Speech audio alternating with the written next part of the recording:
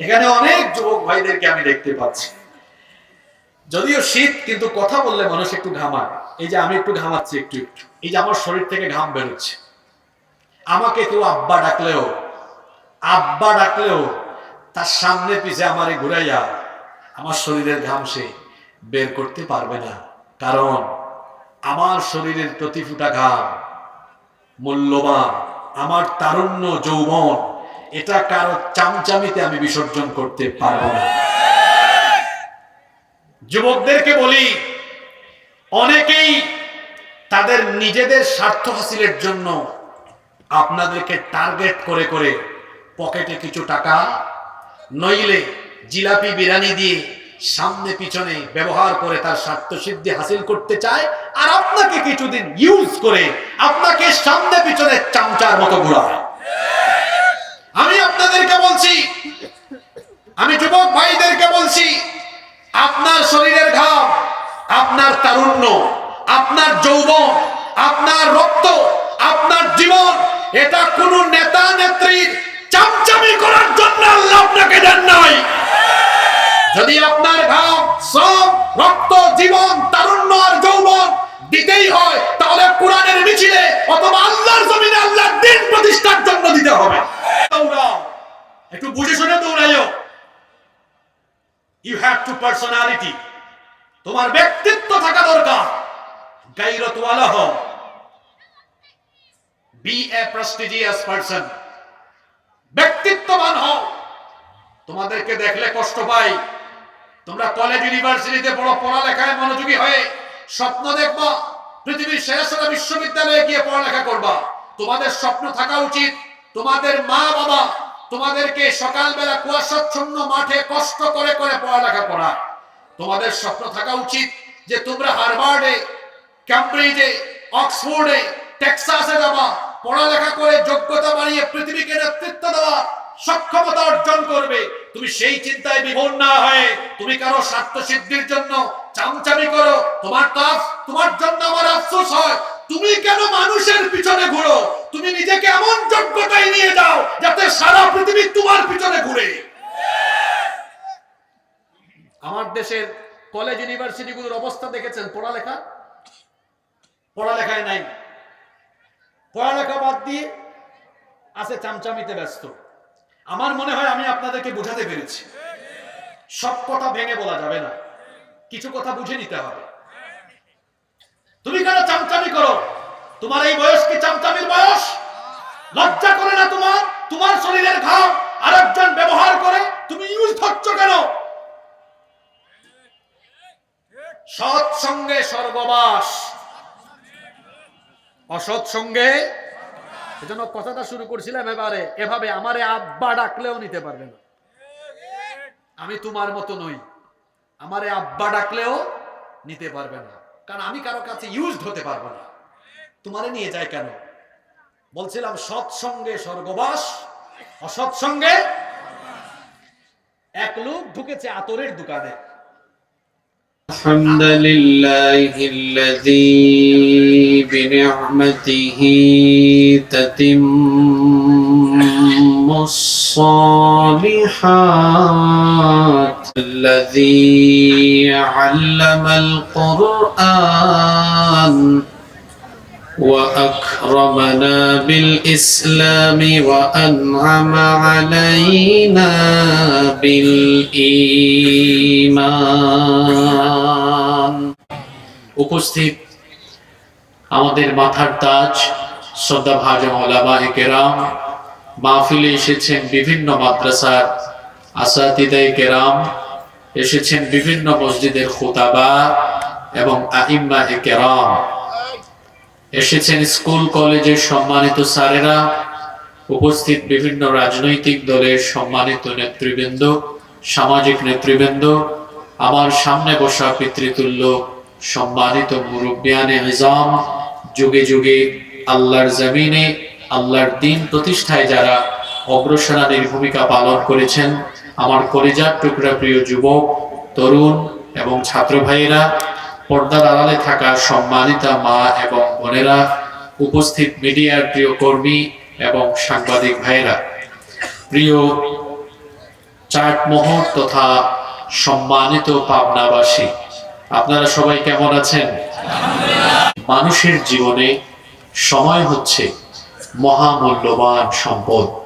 যে সময় মানুষের জীবন থেকে চলে যায় তার কোনোদিন ফিরে আসে না। সম্পদের চেয়েও সময় হলো মানুষের জীবনের জন্য মহামূল্যবান সম্পদ। কারণ সম্পদ মানুষ যদি হারায়ও জীবনে আবার তা ফিরে পাওয়ার সম্ভাবনা আছে, কিন্তু যে সময় মানুষের জীবন থেকে মাইনাস হয়, চলে যায়, সেটা আর কখনো ফিরে আসে না। মনে করুন 2015 সালে কোনো ব্যক্তি ব্যবসায় 50 লক্ষ টাকা ক্ষতিগ্রস্ত হয়েছে।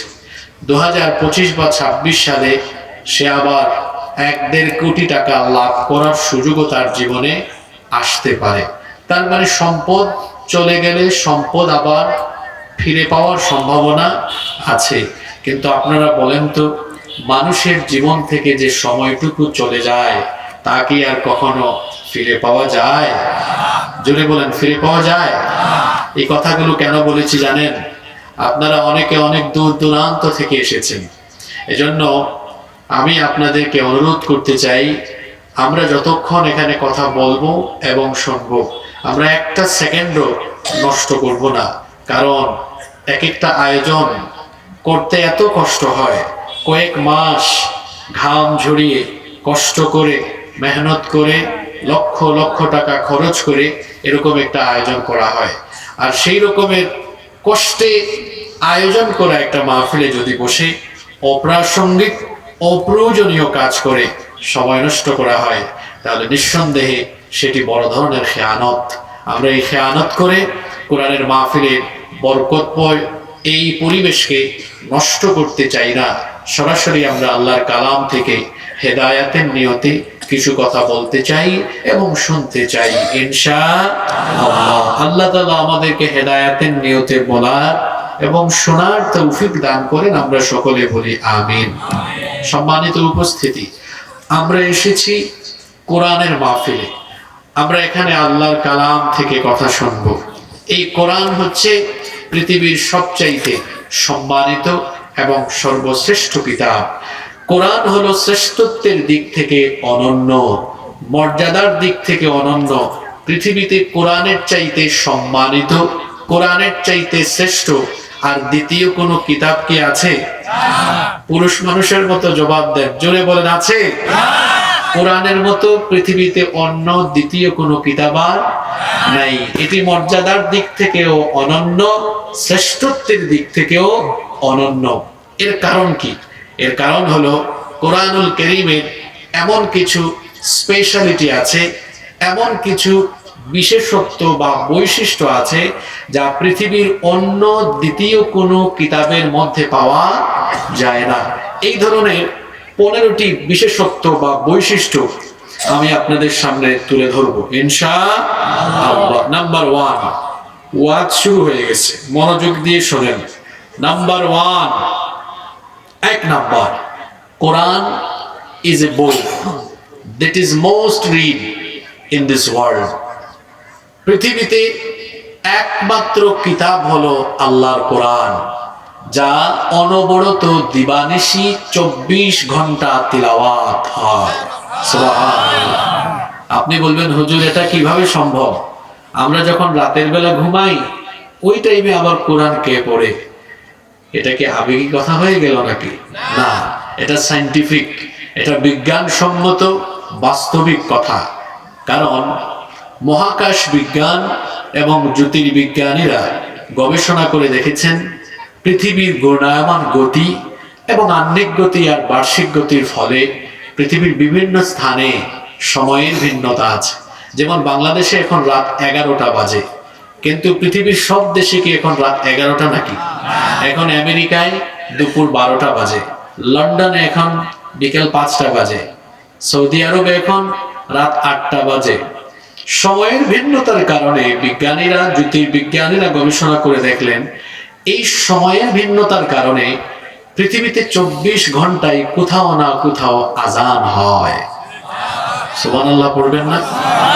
এখন এই মুহূর্তে কোন দেশে ফজরের আজান হচ্ছে, কোনো দেশে জোহরের আজান, কোনো দেশে মাগরিব, কোনো দেশে এশা।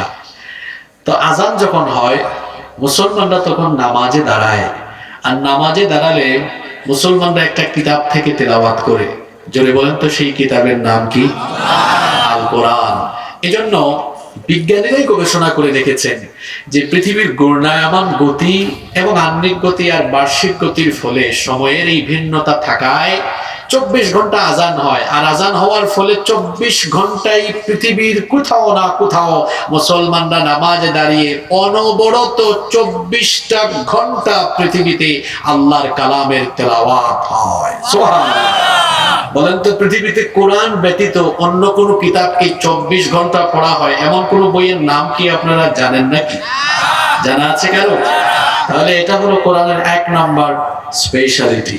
Number 2 number, nobody has bothered to read or heard the holy book Quran. এটি এমন এক কিতাব, এটি পড়লে, তিলাওয়াত করলে কিংবা তিলাওয়াত শুনলে কেউ কোনোদিন বিরক্ত হয়নি, কশ্চিনকালে হবেও না। আচ্ছা, আপনারা যে এখানে কয়েক ঘন্টা ধরে বসে আছেন কোরআন শুনতেছেন, আপনারা কি বিরক্ত হয়ে গিয়েছেন নাকি? আল্লাহর কালাম এটা এমনই জাদুমাখা এক কিতাব। এই কিতাব থেকে কেউ যদি তেলাওয়াত করে কিংবা এই কিতাব যদি কেউ শুনে, তেলাওয়াত করলে যেমন বিরক্ত লাগে না, শুনলেও তেমন বিরক্ত লাগে না।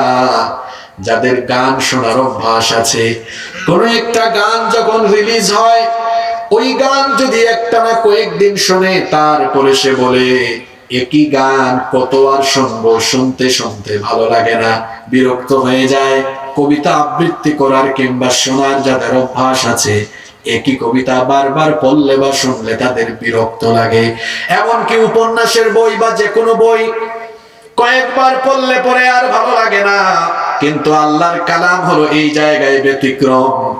আমরা জন্মের পরে যখন এডাল্ট হলাম, এডাল্ট হওয়ার পর থেকে আমরা মসজিদে গিয়ে নামাজ আদায় করি, এডাল্ট হওয়ার পর থেকে মসজিদে যাই, আর আমরা শুনি প্রত্যেকটা মসজিদেই ইমাম সাহেব 5 ওয়াক্ত নামাজ একটা সূরা দিয়ে আরম্ভ করেন। সবাই বলেন তো দেখি সূরাটার নাম কি? সূরাতুল ফাতিহা। এডাল্ট হওয়ার পর থেকে নামাজে গিয়ে আমরা শুনি প্রত্যেক হুজুর, প্রত্যেক ইমাম সাহেব এই সূরা দিয়ে নামাজ আরম্ভ করেন। বলেন তো কোথাও কি এমন হয়েছে নাকি কেউ গিয়ে অভিযোগ করেছে, হুজুর প্রতিদিন তো দেখি একই সূরা দিয়ে আপনি নামাজ শুরু করেন, আপনি কি আর কোন সূরা পারেন না? এক সূরা শুনতে শুনতে আমরা বিরক্ত হয়ে গেলাম, আমাদের তো ভালো লাগে না, অন্য কোন সূরা দিয়ে নামাজ শুরু করেন। বলেন তো পৃথিবীতে আজ পর্যন্ত বিরক্ত হয়ে এমন কোন কথা কেউ বলেছে নাকি? কিয়ামত পর্যন্ত বলার কোন সম্ভাবনা আছে নাকি? এমন কথা তো বলবেই না, বরং উল্টা শোনা যায়।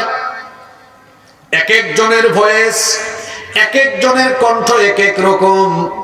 কোন আলেম এত সুন্দর করে সুললিত কণ্ঠে কোরআন পড়েন, তাদের কণ্ঠে আল্লাহর কালাম শুনলে মনে হয় এখন যেন আসমান থেকে আল্লাহর কালামের আয়াতগুলো নাজিল হচ্ছে।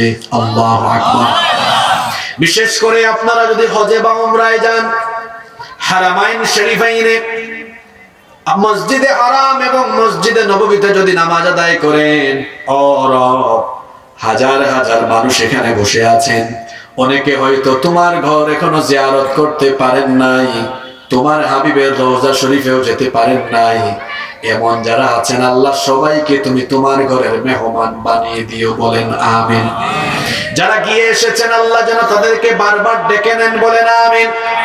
সেখানে গেলে দেখবেন কাবা শরীফের ইমামরা, মসজিদে নববীতে যখন নামাজ আরম্ভ হয়, হারামাইনের ইমামরা এত সুন্দর করে কোরআন পড়ে, শুনলে মনে হয় যেন আসমান থেকে এখন কোরআন নাজিল হচ্ছে।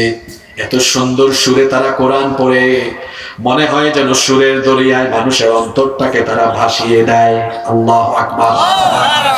আমি তো নিজে এরকম বহুবারই দেখেছি, বহুবার এমন দেখেছি। আমার পাশে অনেক মুসল্লিরা নামাজে কেঁদেছে, নামাজ শেষে জিজ্ঞেস করেছি, ওখানে তো নামাজের অনেক বড় জামাত, বিশেষ করে রমজান মাসে 25 লক্ষ 30 লক্ষ মুসল্লি হয়ে যায়। আল্লাহু আকবার। আমার পাশে অনেক মুসল্লিকে কাঁদতে দেখেছি। নামাজ শেষে জিজ্ঞেস করলাম, ভাই আপনি কি কোরআনের অর্থ বুঝেন নাকি? বলে না, কোরআনের আমি অর্থ বুঝি না। জিজ্ঞেস করলাম, অর্থ যদি না বুঝেন তাহলে আপনি কাঁদলেন কেন? বলে, অর্থ বুঝা লাগে না, এত সুন্দর করে আল্লাহর কোরআন পড়ে এটা যখন শুনি, অর্থ না বুঝলেও কোরআনের একটা আকর্ষণ আছে, সুরের আলাদা একটা আকর্ষণ আছে। সুরের দরিয়ায় যখন ইমাম সাহেব নিয়ে গেলেন, মনের অজান্তে তখন চক্ষু থেকে পানি বের হয়ে গিয়েছে। বলেন তো, পৃথিবীতে কোরআন ছাড়া অন্য কোন কিতাবের ভেতরে এত আকর্ষণ আছে? জোরে বলেন, আছে? নাম্বার 3 নম্বর, পৃথিবীর একমাত্র কিতাব হচ্ছে কোরআন, যার মুখস্থকারীর সংখ্যা এত বেশি। The number of the people who have memorized the holy book Quran is countless. এই কিতাবের হাফেজ, এই কিতাবের মুখস্থকারীর সংখ্যা পৃথিবীতে অগণিত, গণনা করে আপনি শেষ করতে পারবেন? অন্যান্য কোন কিতাবের হাফেজ আপনি পাবেন না। তাওরাতের, জাবুরের, ইনজিলের এত হাফেজ আপনি পৃথিবীতে পাবেন না। এমনকি যে কোনো ধর্মের অন্যান্য কোন ধর্মীয় গ্রন্থের এত হাফেজ আপনি খুঁজে পাবেন না। গীতা, বেদ, রামায়ণ, কোন কিতাবের এত হাফেজ আপনি পাবেন না। এই যে আপনাদের এলাকায় এই মাদ্রাসা থেকে আজকে মোট 8 জন ছেলেকে পাগড়ি দেওয়া হলো, বলেন তো এই ইউনিয়নের মধ্যে অন্য কোন কিতাবের হাফেজ কি পাওয়া যাবে নাকি? কথা বলেন না কেন? এখানে কি তাওরাত, জাবুর বা ইনজিলের কোনো হাফেজ আছে নাকি? এখানে গীতা, বেদ, রামায়ণের কোনো হাফেজ নাই। আপনি প্রতি জেলা থেকে সার্চ করলেও একজন পাবেন কিনা সন্দেহ। প্রতি বিভাগে সার্চ করলেও আপনি 5 জন পাবেন কিনা সন্দেহ আছে। কিন্তু বলেন তো, প্রতিটি গ্রামের, প্রতিটি পাড়ায় পাড়ায় কোরআনের হাফেজ আছে না নাই? আরো জোরে বলেন, আছে না নাই? আর এই কোরআনকে মুখস্থ করার জন্য আল্লাহ সহজ করে নাজিল করেছেন। এজন্য কোরআনে কারীমের 54 নম্বর সূরা, সূরাতুল কমারের 17 নম্বর আয়াতে আল্লাহ বলছেন, ওয়ালাকাদ ইয়াসসারনাল কুরআনা লিযিকরি ফাহাল মিন মুদ্দাকির।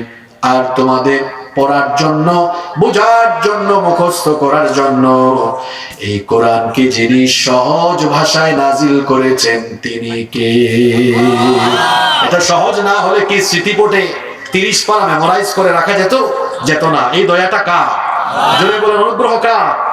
আর যারা হাফেজ এরা খুব মেধাবী, কিন্তু অনেকে আছে মাদ্রাসার ছেলেদেরকে মনে করে কম মেধাবী। বলেন তো, স্কুল কলেজের একটা ছাত্রকে ডেকে এনে যদি জিজ্ঞেস করেন, তোমার ক্লাসে তো তোমার একাডেমিক অনেকগুলো সাবজেক্ট আছে, সেখান থেকে যে কোনো একটা বই একদম প্রথম পাতা থেকে শেষ পাতা পর্যন্ত মুখস্থ শোনাতে পারবে কিনা? বলেন, পারবে? ওদের অবস্থা তো জানি। ওরা সাজেশন খুঁজে এক্সামের আগে বলে, স্যার একটা এক্সাম আউটলাইন বা একটা গাইডলাইন দেন, গাইডলাইন বা একটা আউটলাইন দেন, যেন কম পড়ে তাড়াতাড়ি পাস করতে পারি। তার 10টা 12টা সাবজেক্ট আছে, জিজ্ঞাসা মুখস্থ শোনাতে পারে না। কিন্তু আপনি যদি কোন হাফেজি মাদ্রাসায় গিয়ে 7-8 বছরের একটা ছেলেকে বলেন, 7-8 বছর অনেকে হাফেজ হয় না? যদি বলেন, বাবা এই যে কোরআন, এত বড় কোরআন, তুমি কি এটার প্রথম পাতা থেকে শেষ পাতা শোনাতে পারবে? কি মনে হয় আপনাদের? ও বলবে, সামনে তো রমজান মাস আসতেছে, আমি আপনাকে দাওয়াত দিলাম, প্রথম তারাবিতে আপনি আমার পিছনে দাঁড়াবেন, আমি প্রথম পাতা আরম্ভ করব, শেষ তারাবিতে আপনাকে শেষ সূরার শেষ লাইন শোনায়া দিব। তাহলে বলেন তো, মাদ্রাসার ছেলেরা কি দুর্বল না মেধাবী? মাদ্রাসার ছেলেরা কি দুর্বল না মেধাবী? মেধাবী না হলে সব পাবলিক বিশ্ববিদ্যালয়েরা ফার্স্ট হয় কিভাবে? অনেকে মনে করে মাদ্রাসার ছেলেরা কিছুই জানে না। আপনি English, math, science, history, social studies এর সাবজেক্ট গুলো পড়েন, মাদ্রাসার ছেলেটাও এগুলো পড়ে। বাড়তি হিসেবে সে কোরআন, হাদিস, আকাইদ, ফিকহ, সিরাত, ইসলামিক স্টাডিজ এর এই সাবজেক্ট গুলো পড়ে। তাকে আপনি দুর্বল ভাবার কোনো কারণ নেই। সে আরো অনেকগুলো বিষয় বাড়তি পড়েছে। এজন্য আপনারা দেখেছেন ঢাকা বিশ্ববিদ্যালয় সহ পৃথিবীর নামকরা সব বিশ্ববিদ্যালয়, বুয়েট, চুয়েট, কুয়েত, রুয়েট সহ নামকরা বিশ্ববিদ্যালয়গুলোতে স্কুল কলেজের ছাত্রদেরকে পেছনে ফেলে মাদ্রাসার ছেলেরা ফার্স্ট হয়ে যাচ্ছে।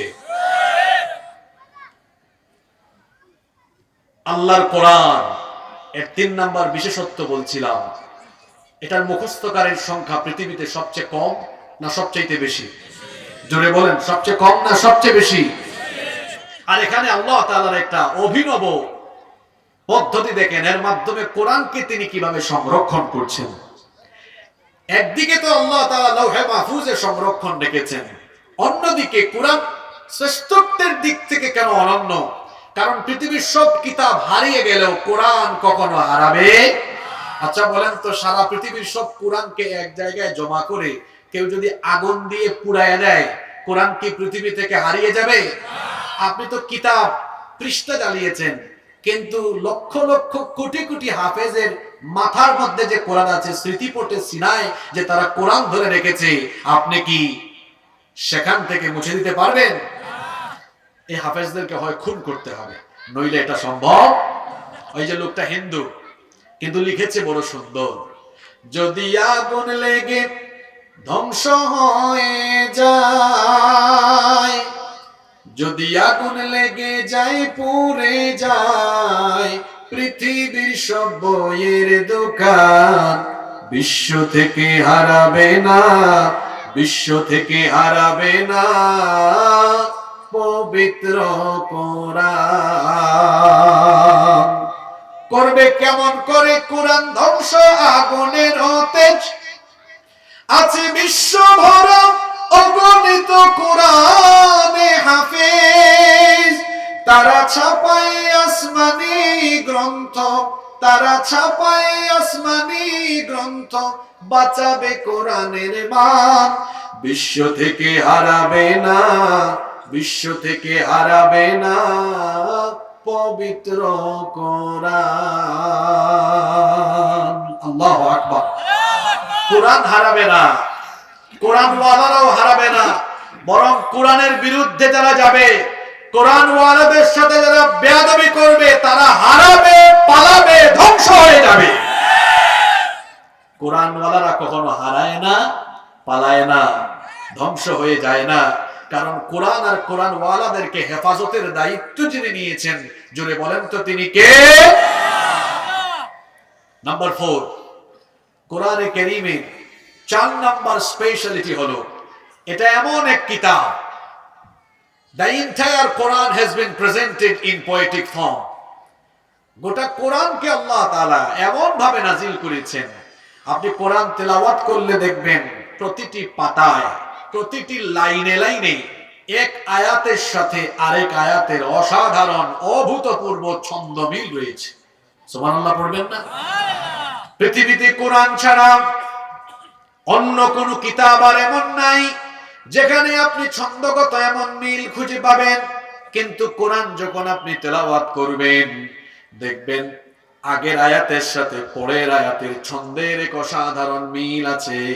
যে সূরা থেকেই পড়বেন দেখবেন ছন্দ মিল খুঁজে পাবেন। কোরআনে কারীমের এমন একটা সূরা আছে, যেই সূরাটা একবার পড়লে তিনবার পড়লে একবার পুরা কোরআন পড়ার সওয়াব পাওয়া যায়। সুবহানাল্লাহ। বলেন তো দেখি সেই সূরাটার নাম কি? সওয়াবের নিয়তে আমার সাথে একবার পড়েন, কারণ একবার পড়া মানে 10 পারা কোরআনের সওয়াব পেয়ে যাওয়া। আল্লাহু আকবার। সওয়াবের নিয়তে একটু আমার সাথে তেলাওয়াত করেন। কুল হুয়াল্লাহু আহাদ আল্লাহুস সামাদ লাম ইয়ালিদ ওয়া লাম ইউলাদ ওয়া লাম ইয়াকুল লাহু কুফুয়ান আহাদ। এবার আপনারা ওখান থেকে বলেন তো, কুল হুয়াল্লাহু, সবাই বলেন কুল হুয়াল্লাহু আল্লাহুস লাম ইয়ালিদ ওয়া লাম ইয়াকুল লাহু কুফুয়ান। এবার বলেন তো প্রতিটা আয়াতে আয়াতে ছন্দমিল ছিল কি ছিল না? কোরআনের সবচেয়ে ছোট সূরা সূরা কাউসার পড়েন, ইন্না আ'তাইনাকাল ফাসাল্লি লিরাব্বিকা ইন্না শানিআকা হুয়াল। শেষের সূরাটা পড়েন, কুল আউযু বিরাব্বিন মালিকিন ইলাহিন, বলেন দেখি প্রতিটা আয়াতে আয়াতে ছন্দ মিল আছে না নাই? এটা এমন ভাবে আল্লাহ তাআলা নাযিল করেছেন, আপনি যখন কোরআন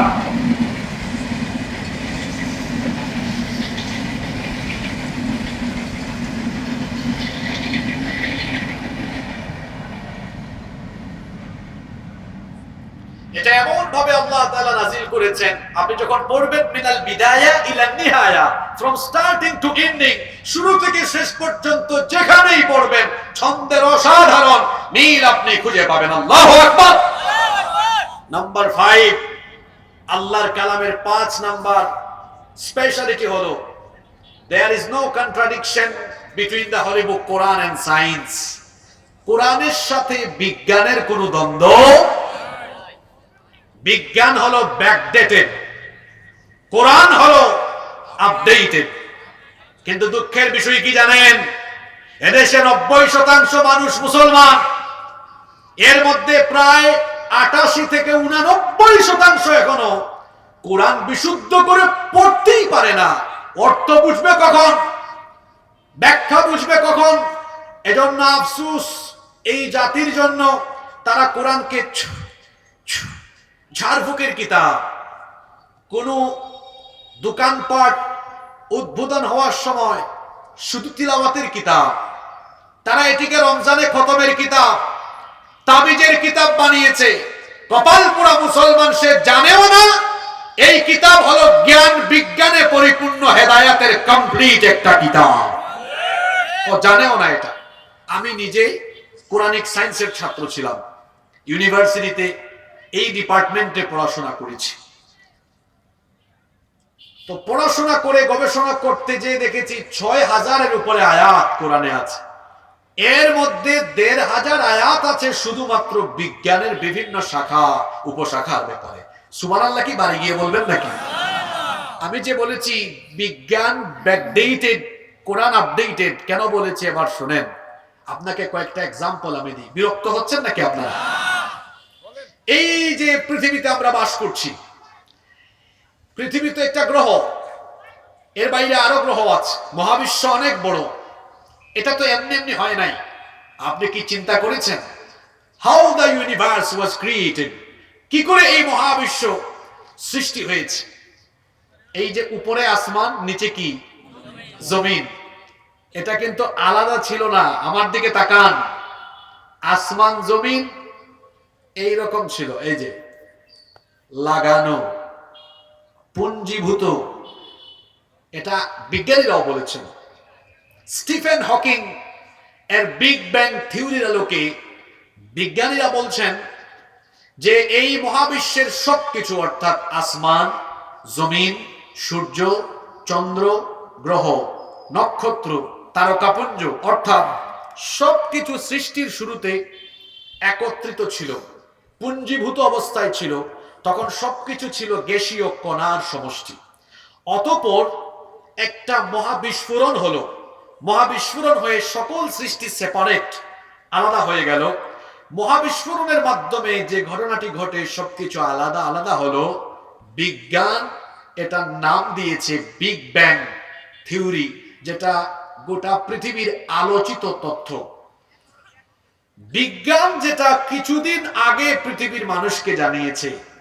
আপনি যে কোরআনকে ঝাড়ফুঁক, হুজুর, মোল্লা, মৌলবীর কিতাব আর খতমের কিতাব মনে করেছেন, নিজেও পড়লেন না, নিজের সন্তানদেরকেও শিখালেন না, সেই কিতাবে রব্বুল আলামিন বিজ্ঞানের জন্ম হওয়ার আগে, যখন পৃথিবীতে বিজ্ঞানের জন্ম হয় নাই, আজ থেকে 1500 বছর আগে মহাবিশ্ব উৎপত্তির এই ধারণা আল্লাহ তাআলা কোরআনের ভেতরে ঢুকায়া দিয়েছেন।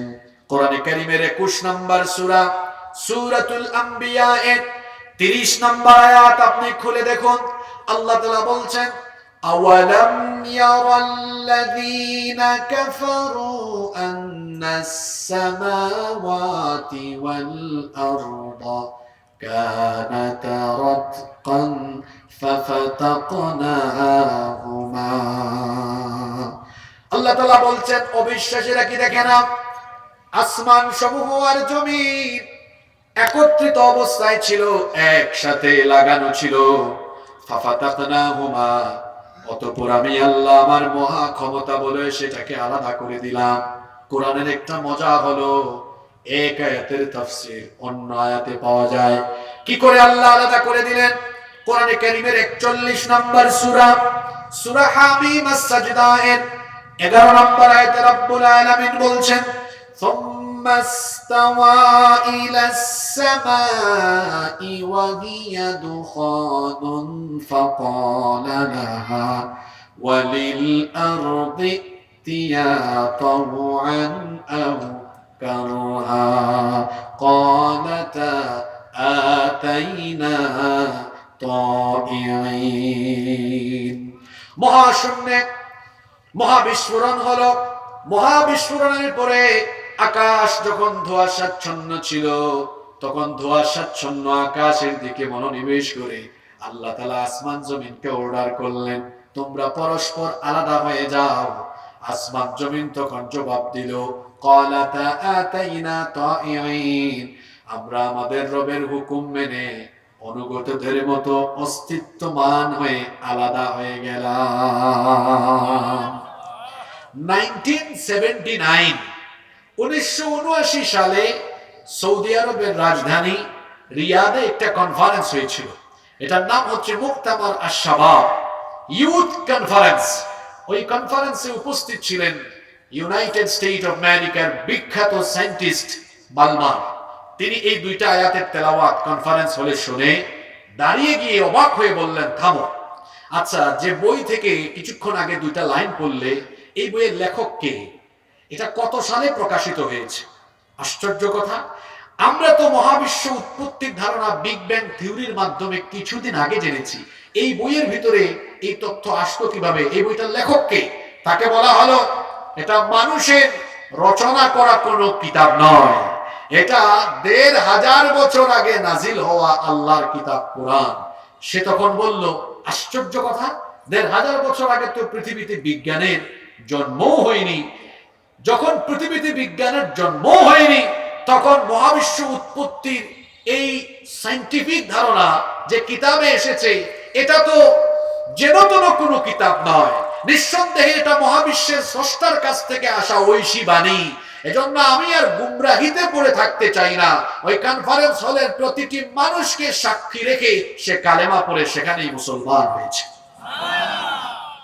বিজ্ঞান যত উন্নত হচ্ছে, বিজ্ঞানীরা এতিমের মতো, ভিক্ষুকের মতো মাথা নত করে কোরআনের সামনে বসে যেতে বাধ্য হচ্ছে।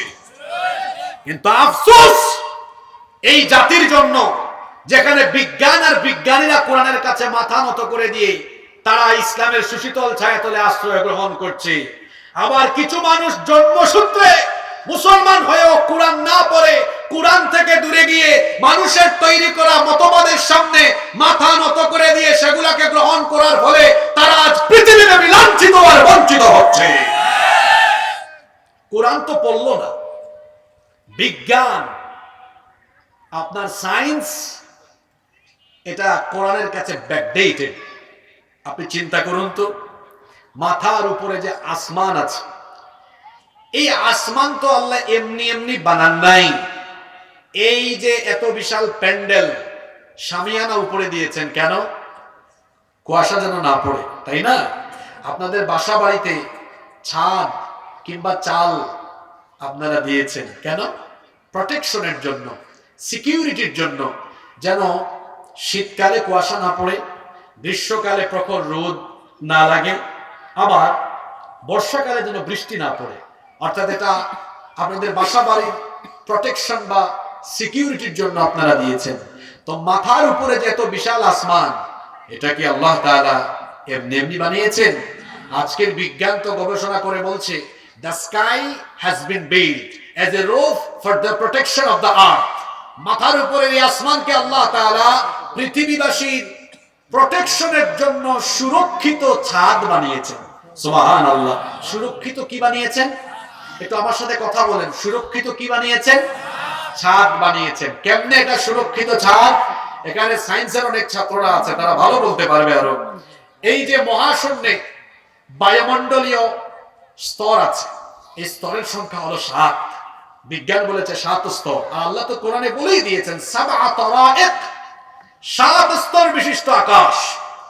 সেখানে আল্লাহ তাআলা বায়ুমণ্ডলীয় কিছু স্তর সৃষ্টি করেছেন। বিজ্ঞান এগুলো গবেষণা করে নামও দিয়েছে এগুলোর, troposphere, stratosphere, ionosphere, ozone layer, magnetosphere, exosphere. আমি যদি সহজে আপনাদেরকে বুঝাই, পানির ফিল্টার দেখেছেন আপনারা? আপনারা কথা বলেন, পানির ফিল্টার দেখেছেন?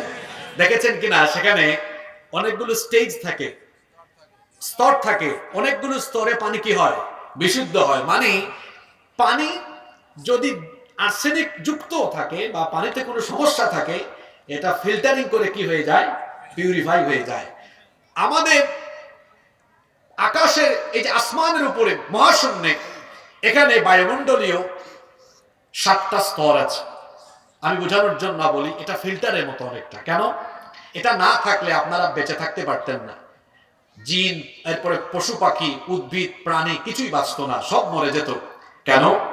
এটা একটা প্রোটেকশন বা পিউরিফাইং এর মতো কাজ করছে। এই যে আজকে দিনের বেলা দেখলাম তাপমাত্রা ছিল সম্ভবত 26 ডিগ্রি। এই যে আমাদের মাথার উপরে এতগুলো লাইট জ্বলছে, এগুলোর কিন্তু পাওয়ার আছে, অপারেটর বলতে পারবে 40 ইউনিট, 50 ইউনিট। এই যে এত বিশাল প্যান্ডেল আলোকিত করছে হয়তো 200-300 লাইট, কিন্তু আপনারা বলেন তো দিনের বেলা গোটা পৃথিবীকে আলোকিত করে কয়টা লাইট? পুরুষ মানুষের মতো জবাব দেন, কয়টা লাইট? একটা গোটা পৃথিবীকে আলোকিত করে সূর্য। এই সূর্যের পাওয়ার কত? গুগল শরীফে সার্চ করে দেখবেন। বিজ্ঞানীরা বলেছেন সূর্যকে যে টেম্পারেচার দেওয়া হয়েছে, এর পরিমাণ হলো 1,40,00,000 সেন্টিগ্রেড। কিন্তু আপনারা আজকে দিনের বেলা পাইছেন কত? কথা বলেন তো, বাকিটা কই গেল? বাকিটা আসতো না কেন? সূর্যের পুরো হিটিং, ফুল হিট যদি দুনিয়ায় আসে, আপনি 1 সেকেন্ডও বেঁচে থাকতে পারবেন না।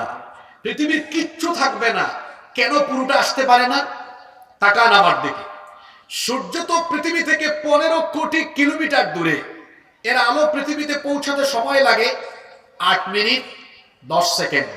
আর এটার আলো সরাসরি পৃথিবীতে এসে হিট করতে পারে না। দেখেন আল্লাহ কি কারবার করে রাখছেন।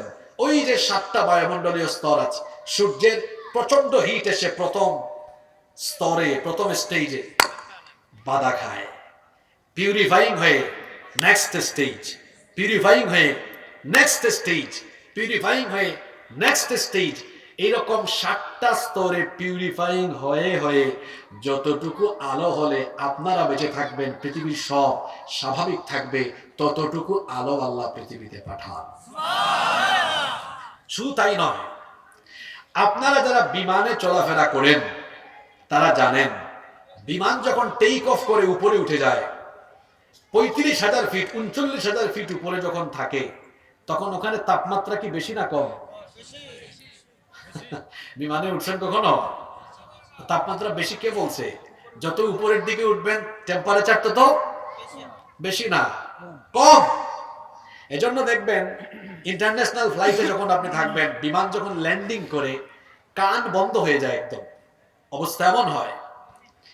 বিজ্ঞানীরা বলেছেন মহাশূন্যের খালি স্থানের তাপমাত্রা হলো -270। এখন টেম্পারেচার কত? দাঁড়ান আমি দেখি। এখন টেম্পারেচার হলো 18 ডিগ্রি সেলসিয়াস। আপনারা কি কখনো মাইনাস দেখেছেন? দেখেন নাই তো। ওই পঞ্চগড় ঠাকুরগাঁওয়ে তাও মাইনাস হয় না, 7-8 ডিগ্রি হয়। আমি 2017 সালে একবার ভারতের হিমাচল প্রদেশে একটা জায়গা আছে, শিমলা, মানালি, ওই জায়গাটা ভিজিট করেছিলাম। ওখানে বরফ পড়ে, আইস পড়ে। তো আমি যখন ছিলাম সেখানে 3-4 দিন, -4 ছিল। 3টা-4টা কাপড় পরেও ঠান্ডা লেগে গেছে, জ্বর উঠে গেছে, শরীর খারাপ। -4 মাত্র। আর বিজ্ঞানীরা বলছেন মহাশূন্যের খালি স্থানের তাপমাত্রা হলো -270। এই মাইনাস তো নেমে আসতে পারে না। ওই যে ফিল্টারিং হয়। আবার সবচেয়ে জরুরি কথা হলো মহাশূন্যে উল্কা পিণ্ড আছে, উল্কা। যদি একটা উল্কা কখনো দুনিয়ায় পড়ে সব শেষ, জ্বলে পড়ে ছাই হয়ে যাবে, কিন্তু একটা উল্কাও পৃথিবীর দিকে আসতে পারে না, ওই স্তরগুলো বাধা দিয়ে উপরের দিকে উঠায় রাখে। এজন্য বিজ্ঞানীরা বলছেন আকাশ আসমান পৃথিবীর জন্য সুরক্ষিত ছাদ। মাত্র কিছুদিন আগে বিজ্ঞান এই কথা বলেছেন, কিন্তু আল্লাহর কোরআন আপনি পড়লেন না। কোরআনে কারিমে আল্লাহ এই কথা আরো ১৫০০ বছর আগে বলেছেন, وَجَعَلْنَا السَّمَاءَ سَقْفًا مَحْفُوظًا وَهُمْ عَنْ آيَاتِهَا مُعْرِضُونَ। আলেম যারা আছেন, যারা আরবি ভালো বুঝেন, সাকফাম মাহফুযা মানে কি? সুরক্ষিত ছাদ। আল্লাহ তাআলা বলছেন আর এইভাবে করে আমি আসমানকে তোমাদের জন্য সুরক্ষিত ছাদ বানিয়ে দিয়েছি। তাহলে চিৎকার করে বলেন তো দেখি, কোরআন আগে না বিজ্ঞান আগে? পুরুষ মানুষের মতো জবাব দেন, কোরআন আগে না বিজ্ঞান আগে? আরেকটা উদাহরণ দেই, দেখেন এই যে ফিঙ্গারপ্রিন্ট, আঙ্গুলের ছাপ টিপসই দেন আপনারা, বলেন তো দেখি একজনের সাথে আরেকজনের ফিঙ্গারপ্রিন্টের কোনো মিল আছে নাকি?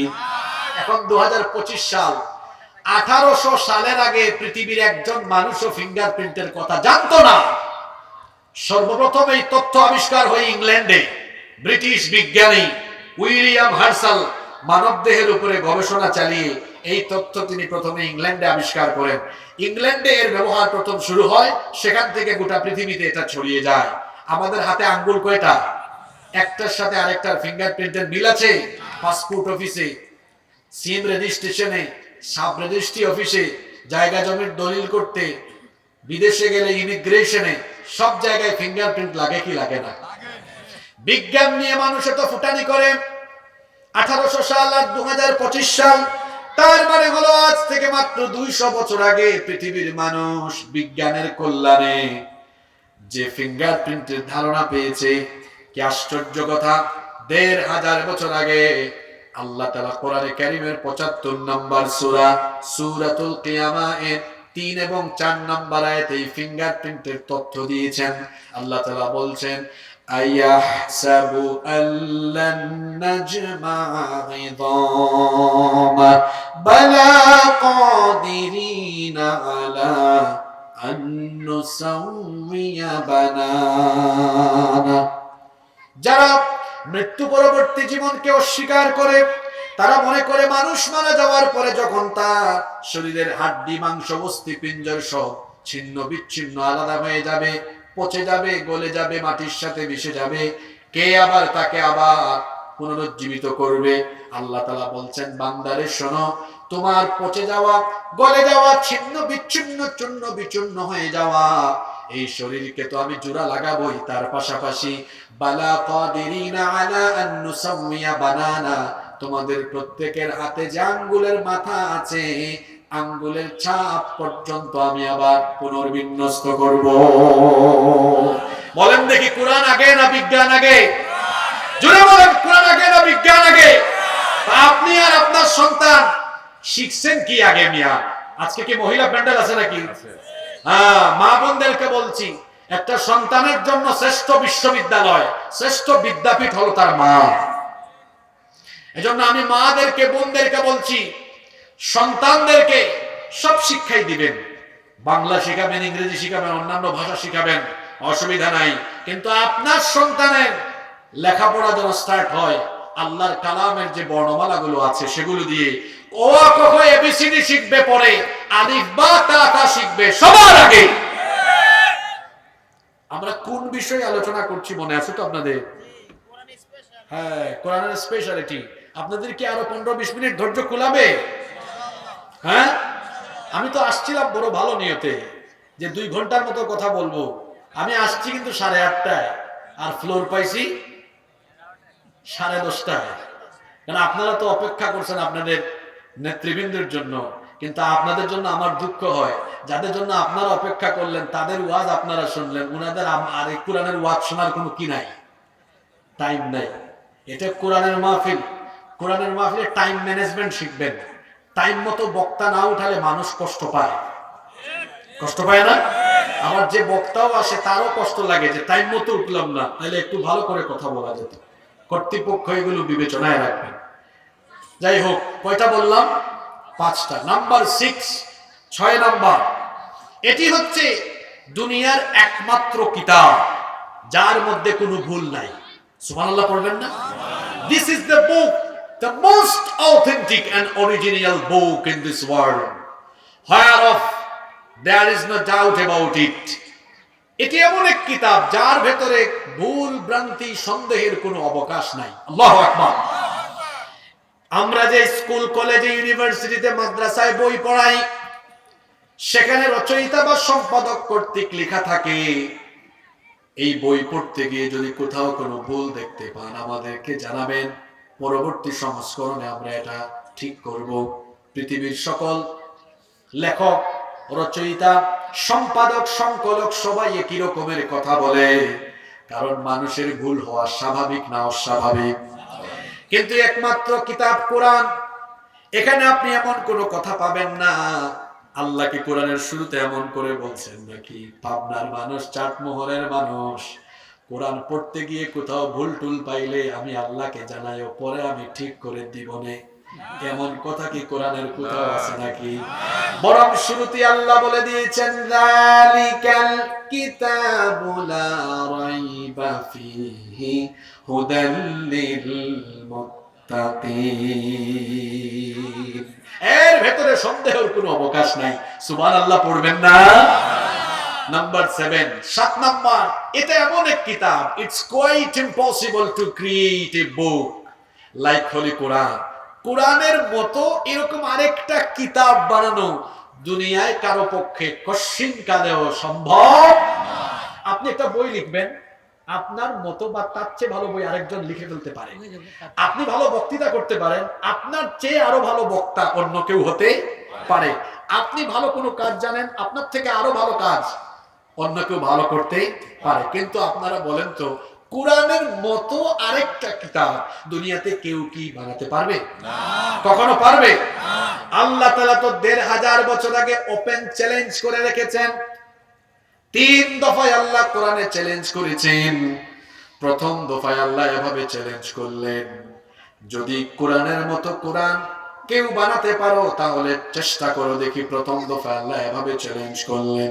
কোরআনে কারীমের 17 নম্বর সূরা, সূরা বনি ইসরাঈলের 88 নম্বর আয়াতে আল্লাহ বলছেন, কুল লা ইন ইজতামাআতিল ইনসু ওয়াল জিন্নু আলা আইয়াতু বিমিসলি হাযাল কুরআন লা ইয়াতুনা বিমিসলিহি ওয়ালাউ কানা বা'দুহুম লিবা'দিন যাহিরা।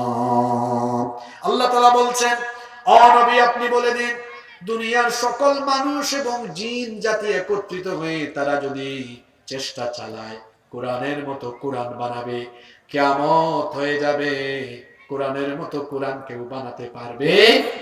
কোরআন নাজিলের যুগে কেউ পারেনি, এই যুগেও কেউ পারবে না, কিয়ামত পর্যন্ত পারার কোনো সম্ভাবনা। প্রথম দফার প্রথম কথাটা কি বললাম? হ্যাঁ, দেখাতেও পৃথিবীর 3টা জিনিস আছে যেটা দেখলেই সওয়াব, তাকালেই সওয়াব। আন-নাযরু ইলা সালাসাতি ইবাদাহ, 3 জিনিসের দিকে তাকালেও আমলনামায় যিনি সওয়াব দিয়ে দিবেন তিনি কে? আল্লাহ। 1 নাম্বার হচ্ছে আন-নাযরু ইলাল কাবাতি ইবাদাহ, ওই যে কালো কাপড় দিয়ে মোড়ানো কাবা শরীফ, সেই কাবা শরীফের দিকে তাকালে আমলনামায় যিনি সওয়াব দেন তিনি কে? 2 নাম্বার হচ্ছে আন-নাযরু ইলাল ওয়ালিদাইনি ইবাদাহ, পিতামাতার দিকে সন্তান যখন মায়া মহব্বত, আন্তরিকতা, শ্রদ্ধা, মমতা, ভালোবাসার নজরে তাকায়, সন্তান তার পিতামাতার দিকে যতবার মহব্বতের নজরে তাকায়, প্রত্যেকটা নজরে নজরে আল্লাহ তাআলা আমলনামায় কবুল হজে সওয়াব দান করে দেন। এই জন্য যুবক ভাইদেরকে বলছি, খবরদার নিজের আব্বা আম্মার সাথে বেয়াদবি করবেন না, নিজের আব্বা আম্মার সাথে কখনো কর্কশ ভাষায় কথা বলবেন না, নিজের বাবা মার সাথে গলার আওয়াজ উঁচু করে কখনো কথা বলবেন না, কারণ পিতা মাতা জীবনের শ্রেষ্ঠ নিয়ামত। পিতা মাতাকে খুশি করলেই আপনার উপরে খুশি হয়ে জান্নাত যিনি দিয়ে দিবেন তিনি কে? পিতা মাতাকে আঘাত করলে জাহান্নাম ছাড়া কোনো উপায় থাকবে না। ও আমার ভাইরা, পিতা মাতা কত বড় নিয়ামত শুনেন। পিতা মাতার খেদমতের মাধ্যমে জান্নাত পাওয়াটা বড় সহজ। জান্নাত আপনি বাহিরে গিয়ে তালাশের দরকার নাই, আপনার মায়ের পায়ের নিচে আল্লাহ তাআলা জান্নাত রেখে দিয়েছেন। মায়ের খেদমত করেন, বাপের খেদমত করেন, আব্বা আম্মাকে কখনো কষ্ট দিবেন না। শারীরিক ভাবে, মানসিক ভাবে, অর্থনৈতিক ভাবে কোনোভাবেই তাদেরকে কষ্ট দেওয়া যাবে না। বরং যখন কথা বলবেন নম্র হয়ে, ভদ্র হয়ে, বিনয়ী হয়ে কথা বলবেন। আচার আচরণে সুন্দর হবেন, ভালো আচরণ করবেন, কখনো আঘাত করবেন না, কষ্ট দিবেন না। আব্বা আম্মাকে কষ্ট দিলে আল্লাহ কষ্ট পান। বাবা মাকে খুশি করলে যদি খুশি হয়ে যান, জোরে বলেন তিনি কে? সবাই বলেন তিনি কে? আব্বা আম্মার খেদমত এমন ভাবে করবেন, রাতের বেলা আপনার বাপ মায়ের মাথা টিপে, হাত পা টিপে টিপে ঘুম পাড়াবেন, তাদের কাপড় চোপড় ধুয়ে দিবেন, তাদেরকে নিজে মুখে তুলে খাইয়ে দিবেন। ছোটবেলায় আপনাকে আপনার বাবা, আপনার মা মুখে তুলে খাইয়ে দিত। বয়স্ক হয়েছে বাবা মা, তাদেরকে মুখে তুলে খাওয়ান, তাদের কাপড় চোপড় ধুয়ে দেন, অসুস্থ হলে চিকিৎসা করান। বাবা মাকে আগে খাওয়ান, তারপরে আপনি খাবেন। বিশ্বাস করেন, যদি বাবা মার খেদমত করে করে কিছু পান আর না পান, যদি শুধুমাত্র বাবা মার খেদমত করে একটা মুচকি হাসি হাসিল করে নিতে পারেন, আল্লাহর কসম, আল্লাহর আরশ আপনার উপর খুশি হয়ে যাবে। এই জন্য বাবা মার মনে আঘাত করা যাবে না। যত যুবকেরা মাহফিলে এসেছেন সবাইকে বলবো, আব্বা আম্মার খেদমত করবেন, তাদের মনে কখনো আঘাত দিবেন না, কষ্ট দিবেন না। বলছিলাম 3 জিনিসের দিকে তাকালেই সওয়াব। 1 নাম্বার, কাবা শরীফের দিকে তাকালে আমল নামায় সওয়াব দেন কে? 2 নাম্বার, আব্বা আম্মার দিকে মায়া মহব্বতের নজরে তাকালেও আমল নামায় কবুল হজের সওয়াব দেওয়া হয়। 3 নাম্বার হলো আল্লাহর কালাম, এই কোরআনের আয়াতগুলোর দিকে তাকালে, পৃষ্ঠাগুলোর দিকে তাকালেও আমল নামায় যিনি সওয়াব দান করে দেন তিনি কে? পৃথিবীতে কোরআন ছাড়া অন্য কোনো বই আছে যে তাকাইলে সওয়াব হয়? বলেন আছে? তাকালে যেমন সওয়াব, তিলাওয়াতেও সওয়াব। মা বোনরা যারা মহিলা প্যান্ডেল থেকে শুনছেন, আপনাদেরকেও বলছি, সবাইকে কথাটা বলছি, প্রতিদিন সকালবেলা কোরআন তেলাওয়াতের মাধ্যমে দিন শুরু করবেন। দেখবেন গোটা দিনের সকল কাজে বরকত যিনি ঢেলে দিবেন তিনি কে? কখনো টেনশনে থাকলে, দুশ্চিন্তাগ্রস্ত হয়ে গেলে, মন খারাপ থাকলে ওযু করে সঙ্গে সঙ্গে কোরআন তেলাওয়াতে বসে যাবেন। কারণ কোরআনের তেলাওয়াত করলে মনের সকল অশান্তি, মনের সকল বেদনা দূর করে প্রশান্তি এবং রহমত যিনি দান করে দিবেন তিনি কে? আর কোরআন তেলাওয়াতে এত ফজিলত, আল্লাহ নবী বলেছেন, মান করা হারফাম মিন কিতাবিল্লাহ ফালাহু বিহি হাসানাহ ওয়াল হাসানাতু বিআশরি আমসালিহা।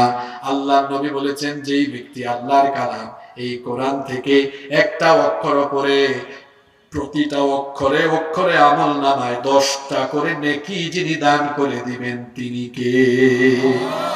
তেলাওয়াতে সওয়াব, শুনলে সওয়াব, মানলেও ফায়দা আছে না নাই? আরো জোরে বলেন আছে না নাই? নাম্বার 10, 10 নম্বর, এটি এমন এক কিতাব, এই কিতাব মানুষকে আকর্ষিত করে। এই কিতাবের ছায়াতলে যারা চলে আসে তারা সোজা পথ পেয়ে যায়। সোজা পথ তাদেরকে দেখায় দেন কে? Number 11 number. আপনাদের কষ্ট হয়ে যাচ্ছে নাকি? আমরা যখন খাবার খাই, কোন অংশটা বেশি মজা, শুরুরটা না শেষেরটা? কথা বুঝেন নাই? ওই যে খাবার দাবার খায়, দেখবেন সব খাবারের একটা ফ্লেভার বা নির্যাস শেষে থাকে, চেটে পুটে এই জন্য খায়। একটা প্লেটে খাবার খাইলে শেষের খাবারটা যেমন মজা হয়, মনে রাখবেন একটা আলোচনার নির্যাস, ফ্লেভার, মেসেজ, বার্তা আলোচনার শেষে থাকে। কথা বুঝতে পেরেছেন? এই জন্য অধৈর্য হবেন না, আমরা সবাই একসাথে মোনাজাত করে উঠব, জোরে বলে ইনশাআল্লাহ। আমি বলছিলাম 11 নম্বর, আল্লাহর কোরআন এটি এমন এক কিতাব, এটা সার্বজনীন, বিশ্বজনীন, এটা সাম্প্রদায়িক কোনো কিতাব নয়, বরং এটা হলো সার্বজনীন, এটা হলো বিশ্বজনীন। সকলের কথাই কোরআনে আছে।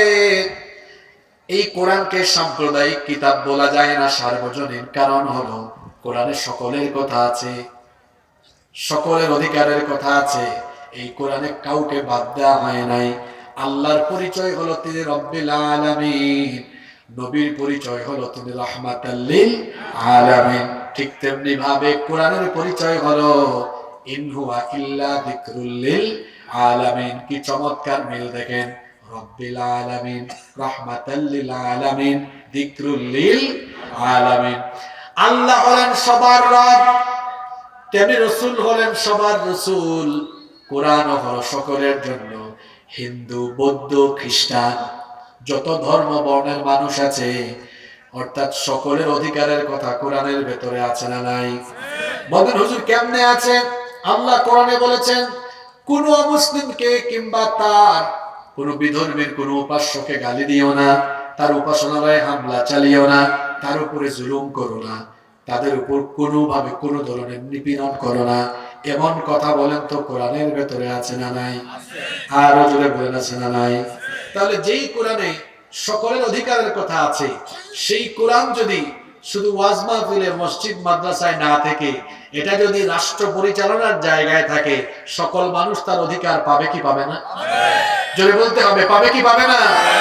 আমাদের পাশের দেশ থেকে মাঝে মাঝে ওই যে আগুন লাগলে যেমন কেরোসিন দিলে আগুন আরো বাড়ে, আমাদের পাশের দেশ থেকে মাঝে মাঝে তারা এমন এমন কথা বলে যেন এই দেশে বিশৃঙ্খলা আরো বাড়ে। দেখেন না, মাঝে মাঝে বলে কয় বাংলাদেশে মৌলবাদের উত্থান হচ্ছে, জঙ্গিবাদের উত্থান হচ্ছে। এক্ষেত্রে বলে রাখি, জঙ্গিবাদের সাথে ইসলামের কি কোনো সম্পর্ক আছে? কোনো সম্পর্ক নাই। ইসলাম তো সন্ত্রাসবাদে, উগ্রবাদে বিশ্বাসী নয়, বরং পৃথিবীতে মুসলমানরা প্রমাণ করেছে তারাই হচ্ছে পৃথিবীর সবচেয়ে শান্তিকামী জাতি। তারা আমাদেরকে বলে যে বাংলাদেশে যদি কোরআন প্রতিষ্ঠা হয়ে যায়, তাহলে হিন্দু, বৌদ্ধ, খ্রিস্টান বা অমুসলিমদের 12টা বেজে যাবে। আমরা বলবো নিজের চরকায় তেল দাও। তোমরা জাতি হিসাবে কেমন তা পৃথিবীর মানুষ জানে। তোমরা তো আমাদের রাম মন্দির দখল, তোমরা তো আমাদের বাবরি মসজিদ দখল করে রাম মন্দির বানিয়ে গোটা পৃথিবীর 200 কোটি মুসলমানদের কলিজায় আগুন লাগাইয়া দিয়েছো। বাংলাদেশে কি আমরা কোনো অমুসলিমদের উপাসনালয় দখল করে মসজিদ বানিয়েছি? আমরা কি কিয়ামত পর্যন্ত বানাবো এটা? না না না, ইসলাম তো এটা শেখায় না। আমরা এটা করিনি, করব না। তোমরা আয়নায় নিজেদের চেহারা দেখো। তোমরা তো 70 বছরের বেশি সময় ধরে এই ভারতবর্ষ শাসন করছো। 47 থেকে নিয়ে 2025 তোমরা শাসন করছো। 47-এর আগে ব্রিটিশরা শাসন করেছে, আর তার আগে এই ভারতবর্ষ আমাদের পূর্বপুরুষরা মুসলমানরা 800 বছর শাসন করেছে।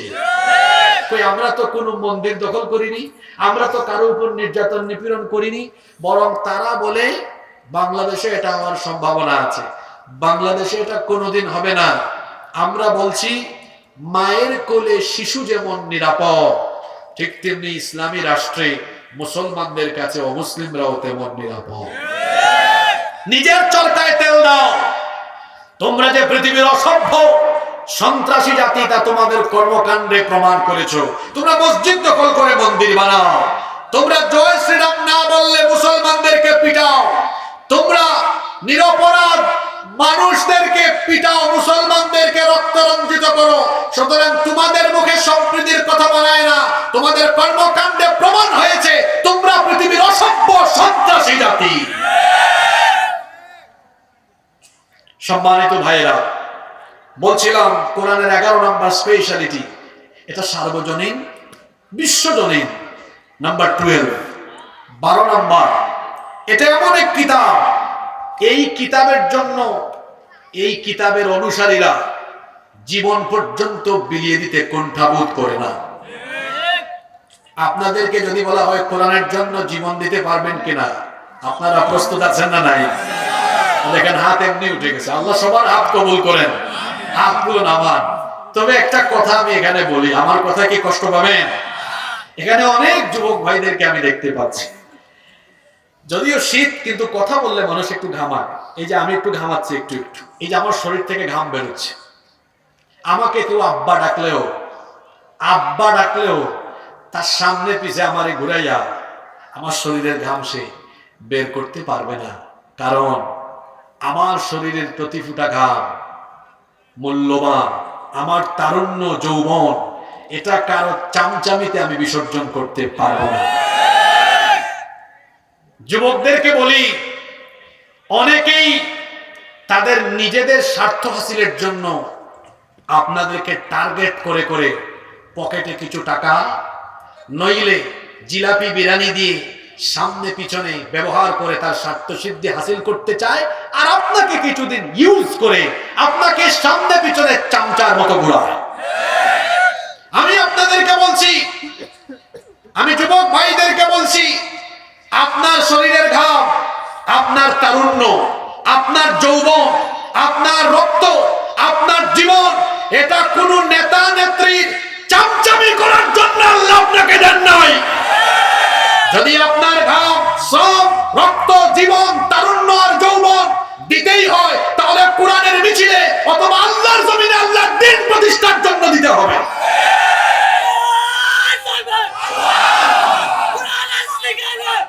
কোথায় দৌড়াও? একটু বুঝে শুনে দৌড়াইও। ইউ হ্যাভ টু পার্সোনালিটি, তোমার ব্যক্তিত্ব থাকা দরকার। গায়রতওয়ালা হও, বি এ প্রেস্টিজিয়াস পারসন, ব্যক্তিত্ববান হও। তোমাদেরকে দেখলে কষ্ট পাই, তোমরা কলেজ ইউনিভার্সিটিতে বড় পড়ালেখায় মনোযোগী হয়ে স্বপ্ন দেখবা পৃথিবীর সেরা বিশ্ববিদ্যালয়ে গিয়ে পড়ালেখা করবা। তোমাদের স্বপ্ন থাকা উচিত তোমাদের মা বাবা তোমাদেরকে সকালবেলা কুয়াশাচ্ছন্ন মাঠে কষ্ট করে করে পড়ালেখা করায়। তোমাদের স্বপ্ন থাকা উচিত যে তোমরা হার্ভার্ডে, ক্যামব্রিজে, অক্সফোর্ডে, টেক্সাসে যাবা, পড়ালেখা করে যোগ্যতা বাড়িয়ে পৃথিবীকে নেতৃত্ব দেওয়া সক্ষমতা অর্জন করবে। তুমি সেই চিন্তায় বিভোর না হয়ে তুমি কারো স্বার্থ সিদ্ধির জন্য চামচামি করো, তোমার জন্য আমার আফসোস হয়। তুমি কেন মানুষের পিছনে ঘুরো? তুমি নিজেকে এমন যোগ্যতায় নিয়ে যাও যাতে সারা পৃথিবী তোমার পিছনে ঘুরে। আমার দেশের কলেজ ইউনিভার্সিটিগুলোর অবস্থা দেখেছেন? পড়ালেখায় নাই, পড়ালেখা বাদ দিয়ে আছে চামচামিতে ব্যস্ত। আমার মনে হয় আমি আপনাদেরকে বোঝাতে পেরেছি। সব কথা ভেঙে বলা যাবে না, কিছু কথা বুঝে নিতে হবে। তুমি কেন চামচামি করো? তোমার এই বয়স কি চামচামির বয়স? লজ্জা করে না তোমার? তোমার শরীরের ঘাম আরেকজন ব্যবহার করে তুমি ইউজ করছো কেন? সৎ সঙ্গে স্বর্গবাস, অসৎ সঙ্গে। এজন্য কথাটা শুরু করছিলাম এভাবে, আমারে আব্বা ডাকলেও নিতে পারবে না। আমি তোমার মতো নই, আমারে আব্বা ডাকলেও নিতে পারবে না, কারণ আমি কারো কাছে ইউজড হতে পারবো না। তোমারে নিয়ে যায় কেন? বলছিলাম সৎ সঙ্গে স্বর্গবাস, অসৎ সঙ্গে। এক লোক ঢুকেছে আতরের দোকানে, আতর কিনে নাই, কিন্তু 10-15 মিনিট আতরের দোকানে ছিল। বের হওয়ার পরে তার শরীরে আতরের গন্ধ হবে কি হবে না? আরেক লোক বিড়ি সিগারেট খায় না, কিন্তু ভুল করে এক বিড়ি ঘুরের সাথে হাত মিলেছে, তার হাতে বিড়ির গন্ধ হবে কি হবে না? কথাটা কেন বলছি জানেন? আতরের দোকানে ঢুকলে শরীরে আতরের গ্রাণ হয়, বিড়ি ঘুরের সাথে থাকলে বিড়ির গ্রাণ হয়।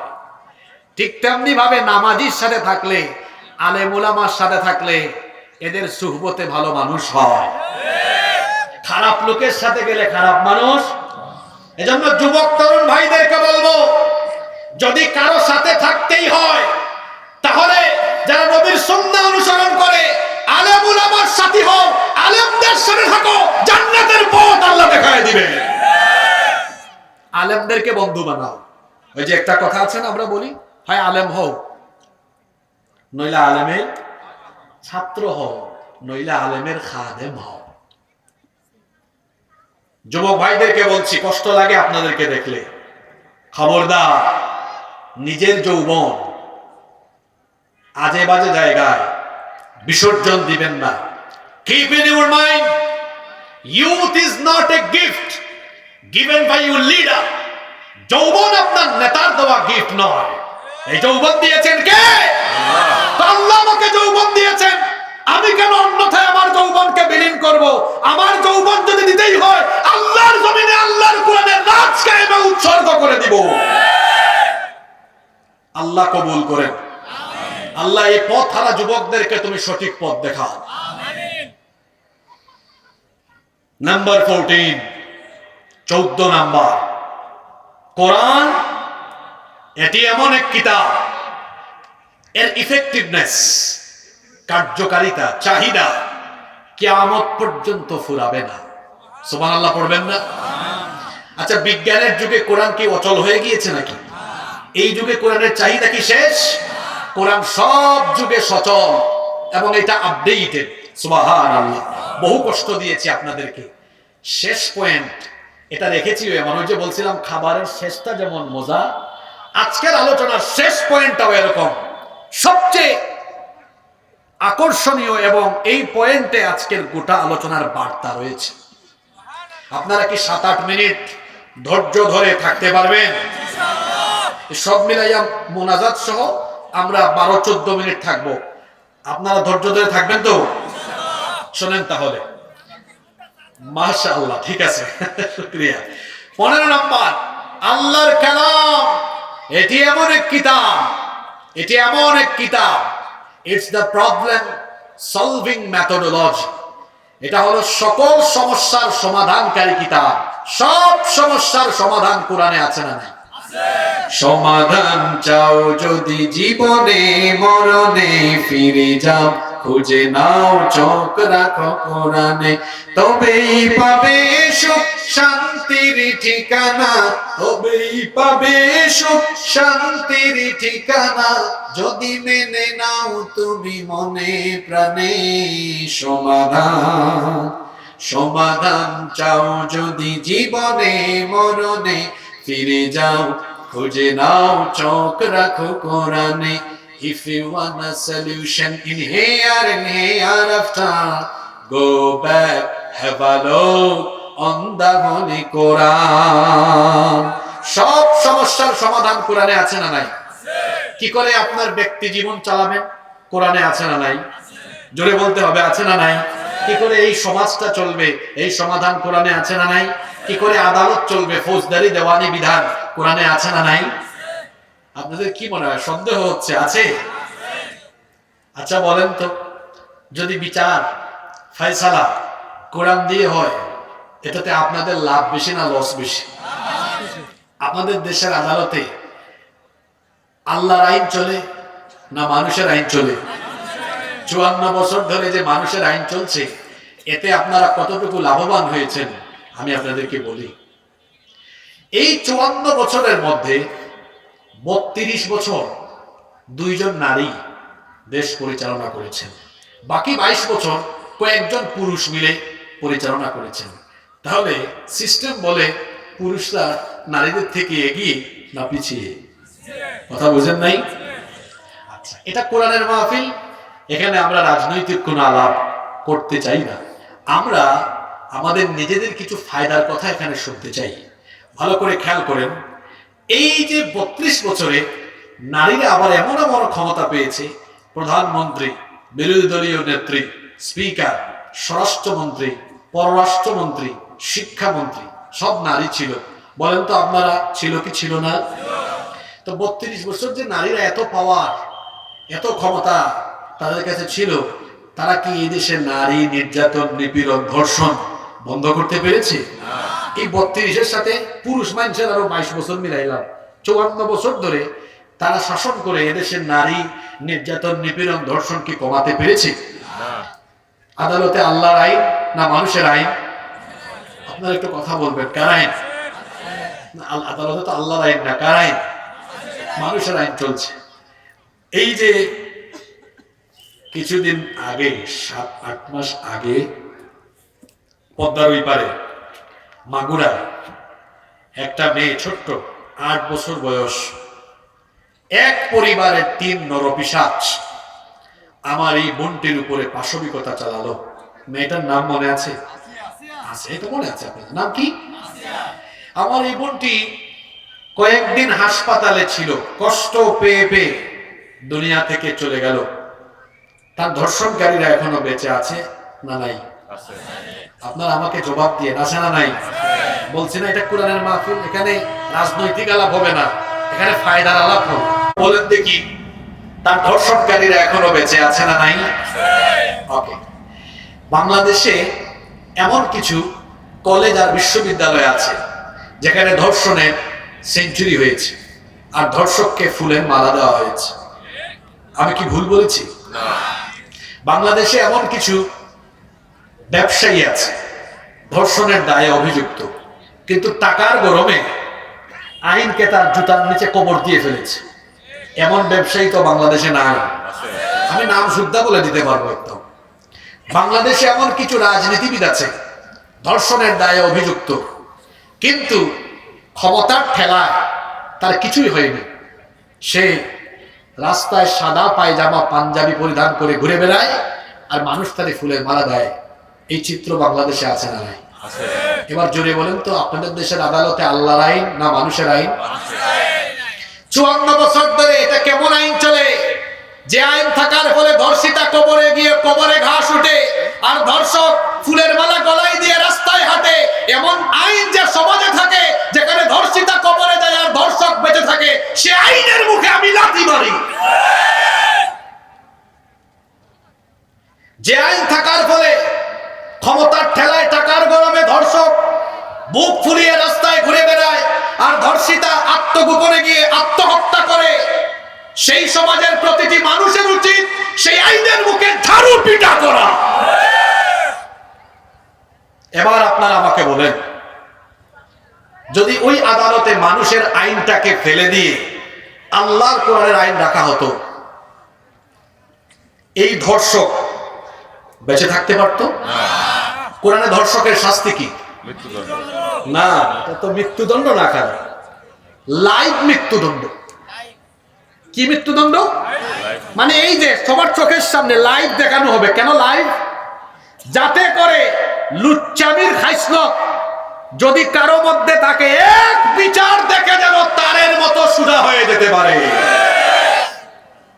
এখন বলেন, তরুণরা বেশি কথা বলবেন, যুবকরা, কারণ এই তারুণ্যই হলো আগামীর বাংলাদেশ। বলেন তো ভাইয়েরা, বাবারাও বলেন, 54টা বছর ধরে মানুষের আইন দিয়া কি পাইছেন আপনারা? নারীর অধিকার প্রতিষ্ঠা করতে পারেন নাই, বরং নারীরা নির্যাতিত হয়েছে, নিপীড়িত হয়েছে। যদি সত্যিকার অর্থে আদালতে ন্যায় বিচার প্রতিষ্ঠা করতে চান, মানুষের তৈরি করা আইনের মুখে লাথি দিয়ে এটাকে বঙ্গোপসা করে ফেলে আল্লাহর কোরআনের আইনকে গ্রহণ করে নিতে হবে। এবার আসেন আরেকটা ফায়দার কথা বলি। যতই মানুষকে ওয়াজ নসিহত করেন আপনি, মানুষের পেটে আগে খাবার লাগবে। খাবার লাগবে না? লাগবে। আমার দেশে অভাবী দরিদ্র মানুষ অনেক আছে যারা ঠিকমতো খাইতে পারে না। ক্ষুধা, দারিদ্রতা, এটা একটা সমাজে বড় রকমের সমস্যা। এই অভিশাপ থেকে মুক্তির জন্য আল্লাহ তাআলা কোরআনে চমৎকার এক অর্থনৈতিক ফর্মুলা দিয়েছেন। সেটা বলার আগে আমি বলে রাখি, এদেশে একটা কমন স্পিচ আপনারা শুনবেন, যেটা আমরাও ছোটকাল থেকে শুনে বড় হয়েছি। সেটা হলো, আমরা যদি সুযোগ পাই ক্ষুধা মুক্ত, দারিদ্রতা মুক্ত বাংলাদেশ বানাবো। কি কথা! সুযোগ পাইলে দেখা যায় 5 বছরে সে তার নিজের ক্ষুধাই মিটাইতে পারে না, মানুষের ক্ষুধা মিটাবে কেমনে? ক্ষুধা আর দারিদ্রতা মুক্ত সমাজ গঠনের জন্য আমার আল্লাহ এই কোরআনে একটা চমৎকার অর্থনৈতিক ফর্মুলা দিয়েছেন। সেই ফর্মুলার নাম হলো যাকাত। সেই ফর্মুলার নাম কি? আমি এখানে চেয়ারে বসেই সিদ্ধান্ত নিয়েছিলাম আজকের আলোচনা এই পয়েন্ট দিয়ে শেষ করব। কারণ হচ্ছে, সম্ভবত আমি স্টেজে ওঠার আগে যাকাত নিয়ে 2 জন দুই রকম বক্তব্য দিয়েছেন। যাকাতের কনসেপ্ট আমাদের দেশের বেশিরভাগ মানুষ বুঝে না। বুঝবে কেমনে? কারণ তার পড়ালেখায় তো আল্লাহর দিন নাই। অনেকে আছে যাকাতের নামে টাকা পয়সা 200, 300, 500 বিতরণ করে, অথবা শাড়ি লুঙ্গি বিতরণ করে। ফকিহদেরকে জিজ্ঞেস করে দেখবেন, যাকাতের নামে যারা শাড়ি লুঙ্গি বিতরণ করে, গরিবের সাথে তামাশা করে, এদের যাকাত আদায়ই হয় না। কোরআন শরীফে আল্লাহ বলেছেন 8টি খাতে যাকাত দিতে হয়। এর মধ্যে প্রায়োরিটি লিস্ট মানে বুঝেন তো, মানে এই 8 খাতের মধ্যে সবার আগে, আচ্ছা আমরা যখন কোনো কিছুর সিরিয়াল করি 1, 2, 3, 4, তো সবচেয়ে প্রাধান্য যেটাকে দেওয়া হয় ওইটাকে কয় নম্বরে রাখা হয় বলেন? দেখেন আল্লাহ যাকাতের ব্যাপারে বলেছেন ইন্নামাস সাদাকাতু, শুরু হচ্ছে লিল ফুকারাই ওয়াল মাসাকিন ওয়াল আমিলিনা ইলা আখিরিল আয়াত। 1 নম্বরে আল্লাহ বললেন ফকিরকে, 2 মিসকিনকে। কেন ফকির আর মিসকিনের কথা আগে বলা হলো? কারণ আছে। কারণ ইসলাম চায় এমন একটা সমাজ হবে যেখানে কেউ 3 বেলা খাবে, আরেকজন না খায়া মরবে। কেউ 2-3 তলা বাড়িতে থাকবে, আরেকজন রাস্তায় ঘুমাবে। এমন বৈষম্যমূলক সমাজ ইসলাম চায় না। ইসলাম চায় সবার পেটে খাবার থাকবে। মানুষের যে মৌলিক 5টা চাহিদা আছে, খাদ্য, বস্ত্র, অন্ন, শিক্ষা, চিকিৎসা, এটা যেন সে সবার আগে পায়। এজন্য এই 5টা মৌলিক চাহিদা পূরণের জন্য তার সচ্ছলতা থাকা লাগবে, স্বনির্ভরতা থাকা লাগবে। এজন্য কোরআনে আমরা তো মানুষকে বলি আপনি নামাজ রোজা ঠিক মতো আদায় করবেন, কিন্তু কোরআন শরীফে আল্লাহ কোথাও নামাজ আর রোজা একসাথে বলেন নাই। যেখানে আল্লাহ বলেছেন নামাজের কথা, সেখানে বলেছেন যাকাতের কথা। কেন? কারণ নামাজ দিয়ে আত্মা গঠন হয়, নফস গঠন হয়, আর যাকাত দিয়ে সমাজ গঠন হয়। আল্লাহ কি সুন্দর মিলায়া দিয়েছেন। সুবহানাল্লাহ পড়বেন না? ওর পেটে খাবার না থাকলে তো নামাজও গন্ডগোল হবে, তাই না? এজন্য আল্লাহ যেখানেই বলেছেন নামাজের কথা, সেখানে বলেছেন যাকাতের কথা। কেন? এই যাকাত দিয়ে যেন একটা সমাজকে বদলিয়ে দেওয়া যায়। এই ফর্মুলাটা কেমন? বেশি কষ্ট দিচ্ছি আপনাদেরকে, তাই না? এই শেষের দিকে চলে আসছে। ফর্মুলাটা হলো এমন, আমি শুনেছি আজকে 4 গ্রাম মিলে মাহফিলটা হয়েছে। তো এখন এই যে 4 গ্রামের যারা সামর্থ্যবান, যাদের কাছে নেশাব পরিমাণ মাল আছে, মানে যাদের উপর যাকাত ফরজ, এই 4 গ্রামের সেই যাকাত দাতাদের টাকাকে যদি আপনারা এক জায়গায় করেন, মনে করেন এই বছর এর পরিমাণ হলো 2 লক্ষ টাকা। এখন 2 লক্ষ টাকা আপনারা যদি 500 করে ভাগ করেন, তাহলে সর্বমোট 400 জন মানুষকে দিতে পারবেন। কিন্তু আপনারা বলেন, কিন্তু এই 2 লক্ষ টাকা যদি আপনারা 3-4 জনকে দেন, এই যে বেচ পাড়ায় একজন বিধবা মহিলা, ওনার স্বামী মারা গিয়েছেন, 2-3টা বাচ্চা আছে, বোন ধরো আপনাকে ধরেন একটা সেলাই মেশিন কিনে দিলাম, এটা দিয়ে কাজ করে করে খান, তাহলে পরিবারটা চলার ব্যবস্থা হলো কি হলো না?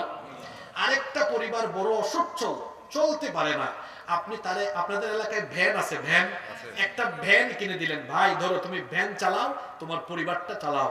আরেকজন খুব দরিদ্র মানুষ, অল্প কিছু পয়সা আছে, আরো কিছু টাকা দিলে দেখা যাবে সে একটা হাঁসের খামার, মুরগির খামার বা টঙের দোকান করতে পারবে, তার এটা আপনি দিলেন। এখন বলেন তো, এইভাবে করে যদি 2 লক্ষ টাকা 400 জন মানুষকে না দিয়ে 3-4 জনকে দেন, এই 3-4 জন ভবিষ্যতে কি আর যাকাত খাওয়ার উপযুক্ত থাকবে? জোরে বলেন থাকবে? এটা তো কয়েক গ্রামের উদাহরণ। এখন যদি ব্যাপারটা এমন হয় যে 90% মুসলমানের দেশ, এই দেশে একটা যাকাত মিনিস্ট্রি হলো, যাকাত মন্ত্রণালয়, ইসলামী অর্থনীতিতে বিশেষজ্ঞ উলামাগণ সেখানে দায়িত্ব পালন করছেন। সারা দেশে মুসলমানদের সম্পদের হিসাব সরকারের কাছে থাকবে, অনেকটা ইনকাম ট্যাক্সের মতো।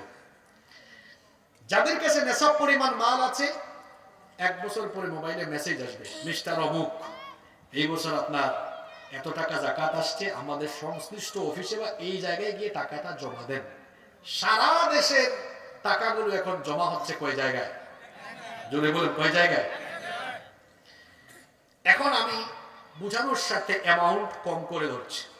মনে করেন এই বছরের পরিমাণ হলো 140,000 কোটি টাকা। এটা আপনাদের রাজশাহী বিভাগ দিয়েই সম্ভব, কিন্তু বুঝানোর স্বার্থে আমি ধরেছি এটা একটা রাষ্ট্রের জন্য অল্প টাকা। 140,000 কোটি টাকা জমা হয়েছে কয় জায়গায়? এবার গভর্নমেন্ট 64 ডিস্ট্রিক্টে একটা জরিপ করলো যে সবচেয়ে বেশি অসচ্ছল বেকার কারা আছে তালিকা করো। 70 লক্ষ যুবকের তালিকা করে এবার এই 70 লক্ষকে পর্যায়ক্রমে ডেকে আনা হলো, আর প্রত্যেকের হাতে 2 লক্ষ টাকার চেক দেওয়া হলো। ধরো 2 লাখ 2 লাখ, 70 লক্ষকে কয় লক্ষ টাকা করে দিচ্ছি? ক্যালকুলেটর মেরে দেখেন, 70 লক্ষ গুণ 2 লক্ষ সমান কত? 140,000 কোটি টাকা। ফর্মুলাটা কিন্তু এই হুজুরের না, ফর্মুলাটা কার? জোরে বলেন, ফর্মুলাটা কার? যত ইমাম সাহেব, খতিব সাহেব, বক্তা ভাইয়েরা এসেছেন, এই কথাগুলো মানুষকে এভাবে বুঝাবেন, দয়া করে এইভাবে বুঝাবেন, মানুষ এগুলো জানে না। 1 বছরে দেখা গেল 70 লক্ষ বেকার অসচ্ছল যুবককে সচ্ছল করে দেওয়া গেল। এটা কার দেওয়া প্রক্রিয়ায়? এবার জোরে বলেন আমাকে, এইভাবে করে যদি 10 বছর একটি রাষ্ট্রে এই প্রক্রিয়াটা চলমান থাকে, আপনাদের দেশের পারপাসে বলেন 10 বছর পরে এই দেশে কি একজন গরিব মানুষও আপনারা খুঁজে পাবেন? জোরে বলেন, পাবেন? কি বক্তব্য শুনেন আপনারা? হ্যাঁ, যে ক্ষুধামুক্ত দারিদ্রতা মুক্ত সমাজ আর দেশ বানাবো, অত সুযোগ পাইলে তার সম্পদ বাড়ে, তার নিজের ক্ষুধা সে মিটাইতে পারে না, জনগণের ক্ষুধা কেমনে মিটাবে?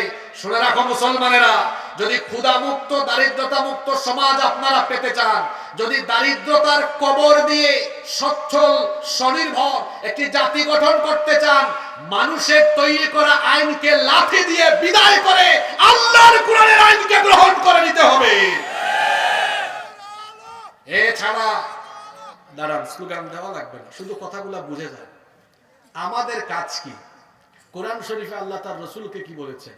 ফাযাক্কির ইন্নামা আনতা মুযাক্কির। আপনি মানুষকে উপদেশ দেন, আপনি উপদেশদাতা। উলামাগণ হচ্ছেন নবী রাসূলগণের ওয়ারিস। আমরাও আপনাদেরকে উপদেশ দিচ্ছি। আর একটা নমুনাও দেখাই। এই যে আস-সুন্নাহ ফাউন্ডেশন, শেখ আহমদুল্লাহ, আল্লাহ তাকে নেক হায়াত দিন, উনি দেখবেন যাকাতের প্রক্রিয়াটা আমি যেভাবে বলছি ঠিক এইভাবে করে না? আমি নিজেও ব্যক্তিগতভাবে সোশ্যাল ওয়ার্ক স্টুডেন্ট লাইফ থেকে করি, আমরাও এরকম, আমি নিজে আমার পরিবারের যাকাত এই প্রক্রিয়ায় দেই। বলেন তো, এই রকম যদি আরো 100 আলেম থাকে, হাজারো আলেম থাকে, কিংবা এইভাবে করে যদি প্রক্রিয়াটা চলমানই থাকে, তাহলে সমাজে দারিদ্রতার অভিশাপ থাকবে? মুসলমানরা কবে বুঝবেন আপনারা কোরআন ছাড়া আপনাদের মুক্তি নাই, শান্তি নাই, আপনাদের দুঃখ দুর্দশা কশ্চিনকালেও শেষ হবে না যতদিন না আপনারা মানব রচিত মতবাদের কবর দিয়ে আল্লাহর কোরআনকে গ্রহণ না করবেন, ততদিন পর্যন্ত এই জাতির কপালে মুক্তি আসবে না। বলে গেলাম, বুঝিয়ে দিয়ে গেলাম। আল্লাহ যেন কথাগুলো আমাদেরকে বুঝার তৌফিক দান করে। যারা শুরু থেকে ছিলেন আপনাদেরকে ধন্যবাদ। কোরআনের মোট কয়টা স্পেশালিটি আজকে বলেছি? জোরে বলেন, কয়টা? এগুলো অন্য কিতাবে আছে? তাহলে যে কোরআন হেদায়েতের পথ দেখায়, মুক্তির পথ দেখায়, যে কোরআন সামাজিক, রাজনৈতিক, অর্থনৈতিক মুক্তি, দুনিয়া আখিরাতের মুক্তির পথ দেখায়, সেই কোরআন এর ওয়াজ একদিন শুনলে চলবে না, প্রতিদিন ঘরে বাড়িতে কোরআন পড়তে হবে, বুঝতে হবে, কোরআন অনুযায়ী আমল করে কোরআনের রঙে রঙিন হয়ে যেতে হবে। তাহলেই আমাদেরকে মাফ করে যিনি জান্নাত দিয়ে দিবেন তিনি কে?